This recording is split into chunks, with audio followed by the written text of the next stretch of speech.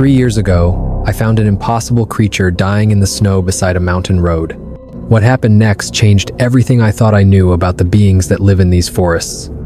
The carved wooden medallion on my dresser is the only proof I have left. But I don't need proof to remember how that small hand, Darkford's hand, once reached out and touched mine. It was February, in the middle of one of the harshest winters we'd seen in decades.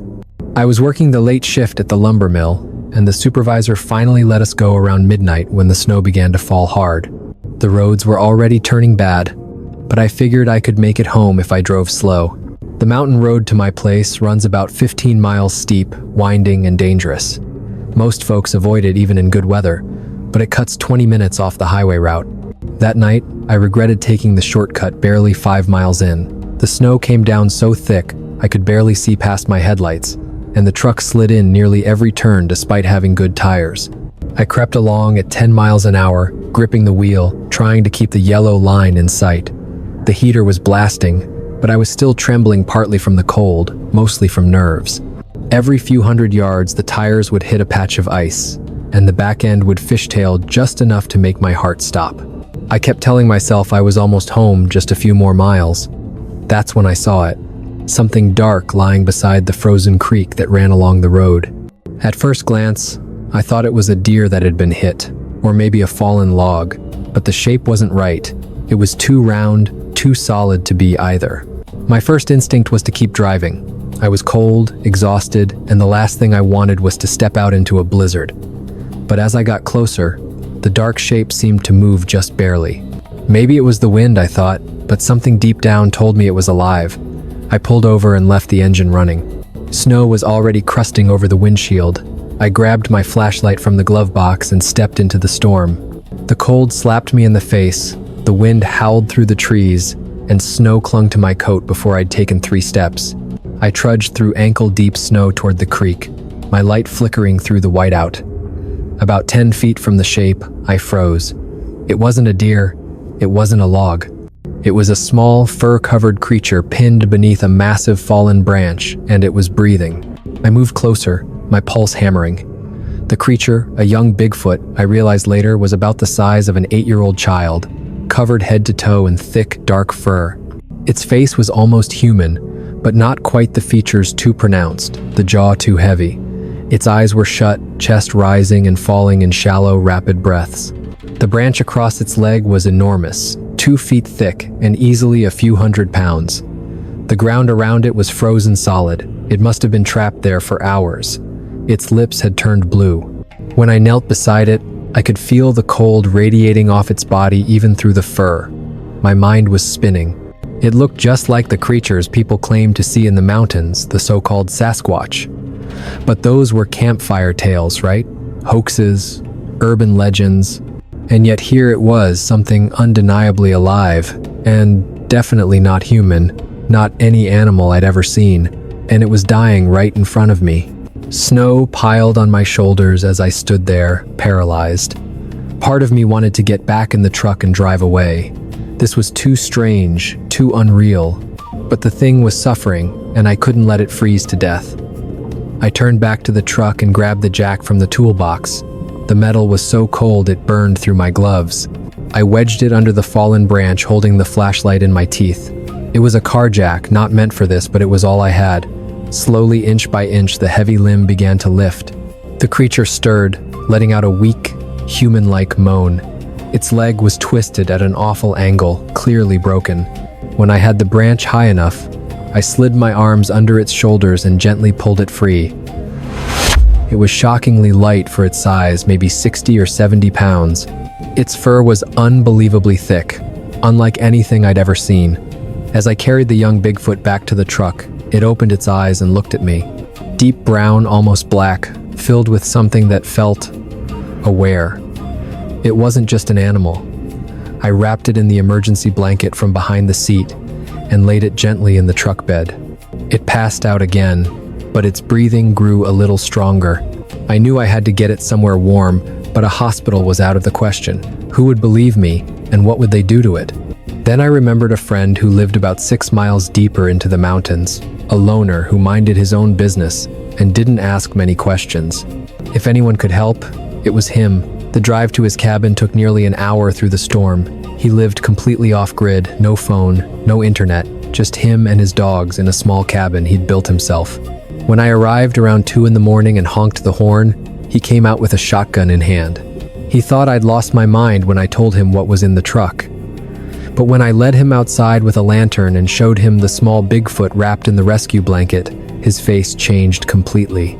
He just stared for a long time, then helped me carry it inside. We built a makeshift bed near the fireplace out of old blankets and a sleeping bag. Its body temperature was dangerously low, so we focused on warming it slowly. My friend had some basic medical supplies left from his army days, and we used them to splint the broken leg as best we could. The young Bigfoot stayed unconscious for nearly a full day. We took turns watching over it, checking its breathing, keeping it warm. My friend had seen plenty of strange things in these mountains, but nothing like this. We didn't talk much about what it might be. We just focused on keeping it alive. When it finally woke up, sometime after midnight the next night, it was terrified. The little Bigfoot tried to crawl away. Despite its broken leg and frightened whimpers as it backed into a corner, we kept our distance, leaving food and water within its reach. After a few days, the young Bigfoot began to calm down. It seemed to understand that we had helped it, that we meant no harm. From the far side of the room, it watched us intently, those dark, thoughtful eyes tracking our every move. Its intelligence was undeniable. The little Bigfoot soon figured out how to use a stick as a crutch for its injured leg. It understood when we pointed at things. When it was thirsty, it pointed to the water bowl. When hungry, to the food. It started making a range of sounds, grunts, clicks, and murmurs, as if trying to communicate. It wasn't speech exactly, but patterns of noises that carried distinct meanings. It reminded me of a deaf child learning to communicate through gestures. Its leg healed at an astonishing pace. Within a week, it could put some weight on it, and within 2 weeks, it was limping around the cabin unsteady, but stronger each day. What struck us most was how often the young Bigfoot pointed toward the mountains. Every time we opened the door, it would look out in that same direction and make soft, yearning calls. It clearly wanted to go home and was trying to tell us where that home was. My friend and I talked for hours about it. Somewhere out there, this creature had a family who probably thought it was dead. We couldn't keep it, and we certainly couldn't hand it over to the authorities. The only right thing to do was try to return it to its own kind. After 3 weeks, it could walk without the crutch, though it still favored the injured leg. We began planning a journey into the mountains to find its family. We packed winter survival gear, food, medical supplies, and camping equipment. The little Bigfoot grew excited as it realized what we were preparing for. It pointed to the mountains and made cheerful, chirping sounds. We waited for a clear break in the weather. Finally, in early March, we got several days of clear skies and no snow in the forecast. We loaded our packs and set out before dawn. When the terrain grew too steep for its healing leg, the young Bigfoot rode on my back. It was surprisingly light and balanced itself instinctively. As we followed deer trails and frozen stream beds deeper into the wilderness, it became more confident, often leading us with sure gestures and excited calls. We were farther into the mountains than either of us had ever been. No trails, no signs of people, only endless forest and towering cliffs. The young creature seemed to know exactly where it was going, pointing the way and encouraging us when we followed the right path. That first night, we camped in a sheltered valley near a small creek. The temperature dropped well below freezing, but our gear kept us warm. The creature curled up in a sleeping bag, looking peaceful, so different from the trembling little being we'd rescued weeks earlier. Around midnight, we heard distant sounds echoing through the mountains deep, haunting calls coming from several directions. The young Bigfoot immediately sat up, alert, listening hard. Then it answered with a powerful, resonant cry louder than anything we'd heard from it before. The calls went back and forth for nearly an hour. It was communicating. Judging from its excitement, we knew we were getting close. When we woke the next morning, there were massive footprints in the snow surrounding our campsite 3 times the size of the young one's feet, with strides so long they could only belong to towering creatures. The little Bigfoot was ecstatic, pointing at the tracks and chattering with joy. We were being watched. We just couldn't see by whom. We broke camp early and continued climbing. The creature could now walk mostly on its own, though still with a limp. The higher we went, the more animated it became, calling out and getting replies from somewhere ahead. Around midday, we reached a wide clearing surrounded by ancient pine trees. The young Bigfoot suddenly stopped and let out a sharp, piercing call that echoed across the mountainside. For a moment, silence. Then, 3 enormous figures emerged from the trees at the far edge of the clearing. My friend and I froze. They were clearly of the same species, but massive, towering, powerful, majestic. The largest stood at least 8 feet tall, with shoulders broad enough to lift a car. All were covered in thick, dark fur, but their faces carried an aged, wise expression that the young one lacked. The little Bigfoot cried out again and limped toward them. The 3 giants rushed forward, and what followed was unmistakably a family reunion. They knelt to inspect the smaller one, checking its leg, touching it gently as if to make sure it was real. Soft, low vocalizations filled the clearing tones of relief and affection that needed no translation. After a few moments, the adults turned their attention to us. We stood at the edge of the clearing, unwilling to move. Now 3 pairs of intelligent eyes were fixed on us. The largest, clearly the father, stepped forward slowly. He stopped about 10 feet away and looked straight into my eyes. The same intelligence I'd seen in the young one was there, but deeper, wiser, and cautious. Then he reached into the thick fur on his chest and pulled out a small object. Moving deliberately, he placed it on the ground between us and stepped back. It was a wooden medallion, roughly the size of my palm, intricately carved with delicate patterns handcrafted, beautiful, unmistakably deliberate. Meanwhile, the young Bigfoot was excitedly explaining to the adults what had happened lying down, reenacting how it had been trapped beneath the branch, then pointing to us, mimicking the rescue. The adults watched with clear understanding. When it finished, they looked at us again with an expression I can only describe as gratitude. The female, who I assumed was the mother, stepped forward. She was smaller than the male, but still taller than either of us. She stopped within arm's reach and gently placed one enormous hand on my shoulder. The gesture was unmistakable. It was a thank you, a farewell, and a blessing all in one. The touch was unexpectedly gentle for such a powerful creature. The small one limped toward us one last time, looked up, and made a soft sound almost like a whispered word of gratitude. Then it raised its hand and waved, a perfectly human gesture that brought tears to my eyes. The family gathered together and began their ascent toward the higher peaks. Just before disappearing into the trees, the young one turned and waved again. Then they were gone, leaving only their footprints in the snow as proof they had ever been there. It took us 2 full days to hike back to civilization. My friend and I were still in shock over what we had witnessed. We had made contact with an intelligent species no one believed existed, and they had trusted us with their most precious treasure, their child. We agreed never to tell anyone the full story. Who would believe us anyway? And more importantly, these beings deserved their privacy. They had their own lives, their own families, their own hidden world deep within those mountains. I kept the wooden medallion, though I've never shown it to anyone but my friend. The carving is incredibly detailed, etched with symbols that seem to tell a story. Sometimes, I think it's a map. Other times, it looks like a family tree. Whatever it represents, it was clearly important. A few weeks after we returned home, I began finding small gifts around my house. Smooth stones arranged in patterns on the porch, carved sticks left by the mailbox, wildflowers that don't grow anywhere near my property carefully placed on my windowsill. At first, I thought it was local kids playing pranks, but the gifts kept coming even when I was watching.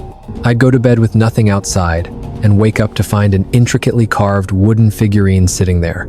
They always appeared when I wasn't looking, and always with care. Someone was watching my house, someone who knew where I lived and wanted to say thank you. I realized that the family must have followed us all the way to the highway and somehow found their way to my home. They were expressing gratitude the only way they could by leaving small tokens of appreciation where I could find them. I went back to work at the lumber mill, but nothing felt the same. I noticed the forest differently. Every shadow, every sound, every snapped branch might be something beyond ordinary wildlife. I never saw them again, but sometimes, when I'm hunting or hiking, I feel eyes on me. Not threatening, just watchful, like old friends keeping an eye from afar. My friend and I never really talked about it, even when it was just the 2 of us. It was too big, too sacred to put into words. But every now and then, When we'd run into each other in town, we'd share a simple nod, a silent acknowledgement that said everything. I've grown more cautious about the wilderness now, especially in the regions where I believe their family still lives. When people discuss logging or expanding into those mountains, I find myself speaking out against it. I can't explain why without telling the whole story, but I do what I can. That experience changed how I see the world. Before that night, I thought humans were the only intelligent species on these mountains. Now I know we share this wilderness with beings who have their own culture, families, and complex society. It's made me more respectful out there. When I camp deep in the backcountry, I sometimes leave small offerings, nothing elaborate, just a bit of food or a useful tool left somewhere visible and treated with respect. I've also started paying attention to the old Native American legends stories of wild men and forest people I once dismissed as myth. They don't feel like myths anymore. Sometimes, I wonder what would have happened if I'd just driven past that dark shape by the creek that night. The little one would have died there in the snow, and I would have gone on living my ordinary life, never knowing what I'd missed. The wooden medallion still sits in a small box on my dresser. Every morning, as I get dressed, I look at it and remember those dark, intelligent eyes staring up at me from beneath the fallen tree. I remember the weight of that small body in my arms as I carried it to safety, and the gentle touch of a massive hand on my shoulder. The carving has aged over the past 3 years, but it's still beautiful. Sometimes I trace my fingers along the patterns and wonder what they mean. Is it a map of their territory? A record of their lineage? Instructions for their young? I'll probably never know. What I do know is that it represents a trust between species, something most people can't even imagine. I was chosen to help, not because I was brave or special, but because I was there when someone needed me, and I made the right choice.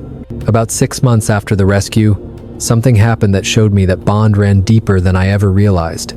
I was out hunting deer in the same area where I'd found the small creature, though much lower down the mountain. I'd been tracking a large buck all morning when I lost the trail near a steep ravine. While scanning the ground for fresh tracks, I heard a sharp crack behind me, the sound of a branch snapping. I turned, expecting to see the deer, but instead found myself staring at a massive black bear about 30 yards away. It was a big male, easily 400 pounds, and clearly agitated about something. The bear started toward me, not charging, but walking with purpose. I knew enough about bears to recognize the signs of aggression. Ears flattened, heavy breathing, that low, huffing sound they make right before they charge. I reached for my rifle, and then heard a sound that made the blood drain from my face. It was a deep, resonant call, echoing from somewhere up the slope behind me. The bear froze. It looked past me toward the source of the sound. A second call answered from another ridge, then a third from my left. The bear's demeanor changed instantly, from dominant to defensive. It looked around, ears twitching, clearly outnumbered. Without warning, it spun and crashed into the brush, moving faster than any bear I'd ever seen. I stood still for several minutes, listening. The forest fell silent again, but I could feel eyes on me. I didn't know who or what had made those calls, but I knew one thing for certain. They were guarding their territory, and that meant they were also guarding me. The most terrifying encounter came about a year later. I was driving home after work along the same mountain road where I'd found the young creature years before. As I rounded a bend, I saw another pickup parked by the roadside. 2 men stood beside it, rifles in hand and spotlights rigged to the hood poachers, no doubt. Poaching is a real problem up here, especially with city guys who come north thinking they can take whatever they want. I pulled over and stepped out, planning to tell them this was private land and they needed to move on. One of the men turned aggressive right away, told me to mind my own business, and made it clear he wasn't going anywhere. The other was quieter, but no friendlier. They'd already shot 2 deer and were butchering them right there on the shoulder of the road. The hostile one started getting worked up, and I realized things could turn bad fast. That's when the sound began. At first, it was just one call, low and mournful, rising out of the dark woods above us. Both men stopped what they were doing, heads snapping toward the sound. Then came another call, from the opposite ridge. Then another. Within minutes, the voices surrounded us, echoing from the cliffs and trees, overlapping, answering each other. It was as if a dozen of them were circling us, communicating in tones that made the air itself vibrate. The two poachers went from cocky to terrified in less than 30 seconds. They dropped what they were holding, threw their gear into the truck, and tore down the mountain road like their lives depended on it, leaving the deer carcasses behind. I stayed a while after they left, listening as the calls faded into the distance. I never saw any figures among the trees, but the message was unmistakable. This was their land, and they would not tolerate killing for sport. I eventually called the game warden to report the abandoned deer so they wouldn't go to waste. When he asked what had scared the poachers off, I simply told him they'd heard some strange sounds in the forest and panicked. About 2 years after the rescue, a university researcher came to town asking questions about Bigfoot sightings in the area. He'd heard rumors of unusual activity in the mountains and was interviewing locals. People told him to talk to me, said I'd spent more time in those woods than anyone else. We met at a small diner in town.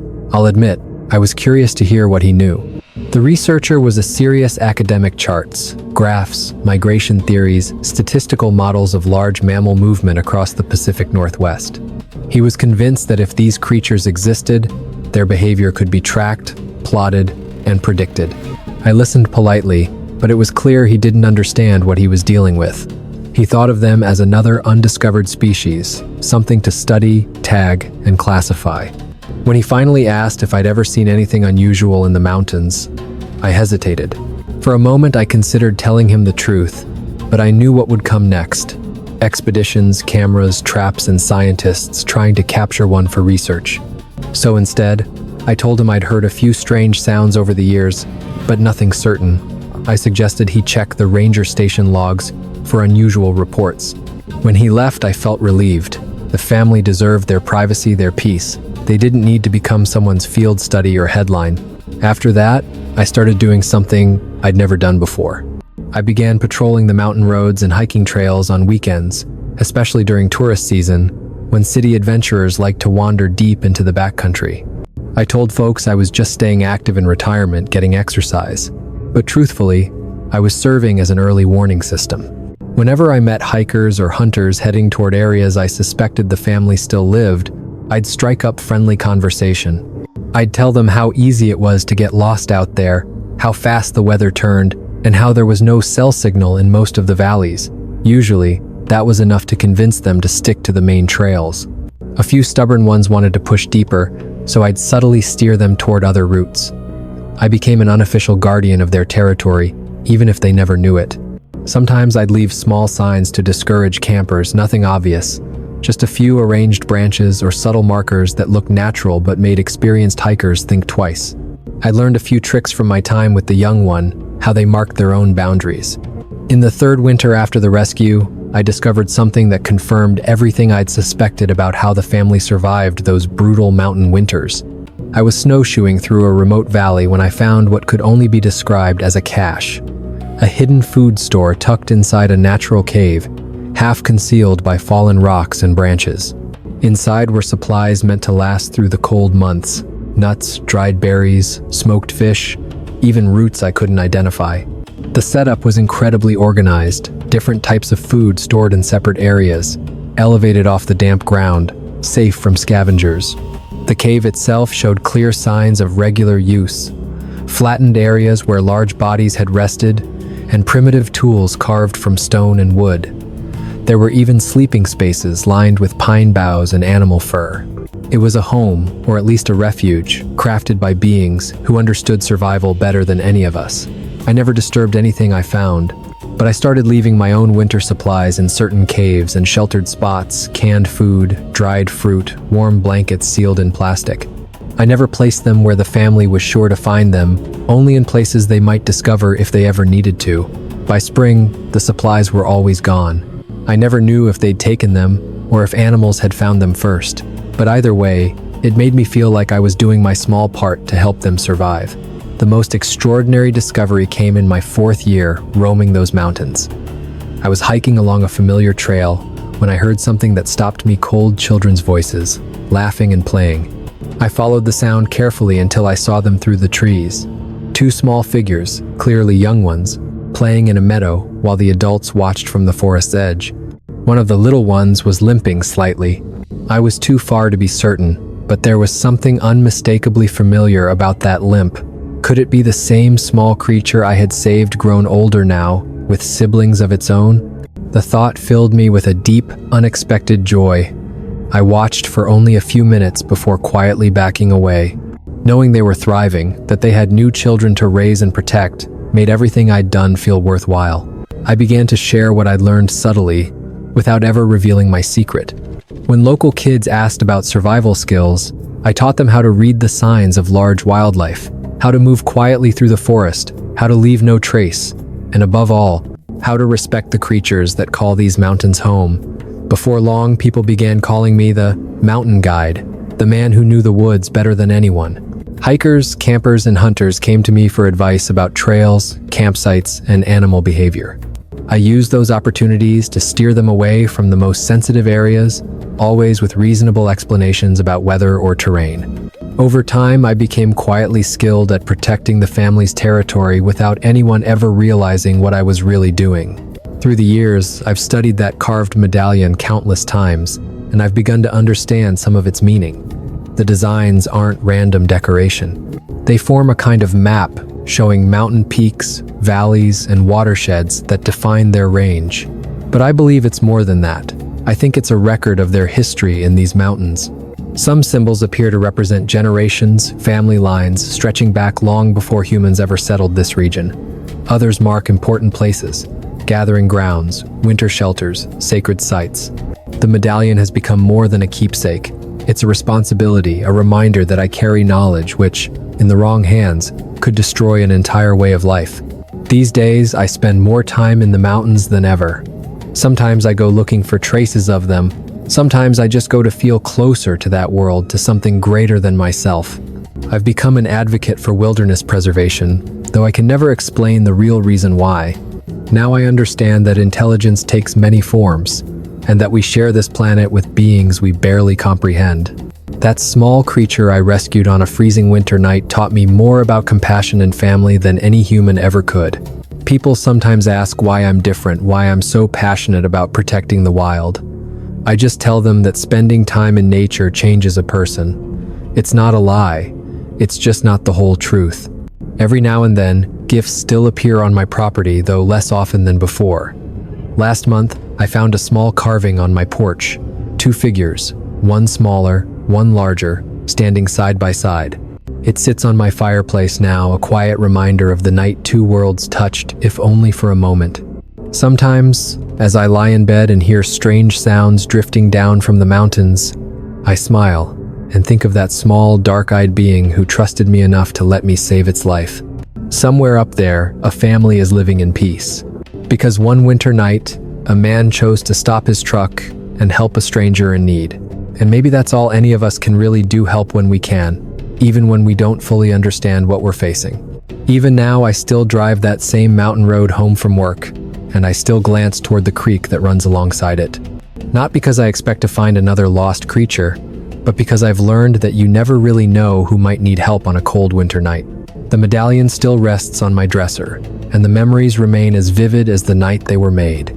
That night, I saved a life, but in return, I received something far greater, the understanding that we are not alone in this world, and that kindness transcends every boundary, even the ones between species. Sometimes, that alone is enough to change everything.